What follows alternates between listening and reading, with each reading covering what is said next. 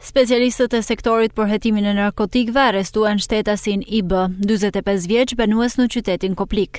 Pasi gjatë kontrollit në një subjekt tregtar lokal, shërbimet e policisë gjetën një sasi lëndë të dyshuar narkotike kokain, e cila u sekuestrua në cilësinë e provës materiale. Referuan materiale në prokurori, ku nisi procedimi në gjendje të lirë për BD, 18 vjeç, banues në qytetin Koplik. Pasi gjatë kontrollit fizik, shërbimet e policisë i gjetën një mjet prerës thik, e cila sekuestrua në cilësinë e provës materiale.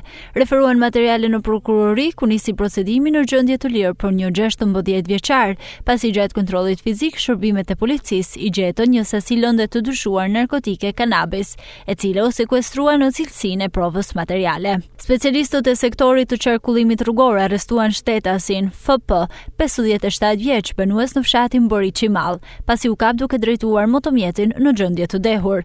Specialistët për hetimin e Komisariatit të Policisë Malësi e Madhe referuan materiale në prokurori, ku nisi procedimi në gjendje të lirë për shtetasin SA, 57 vjeç, pasi ka kryer punim ndërtimi pa lejen përkatëse.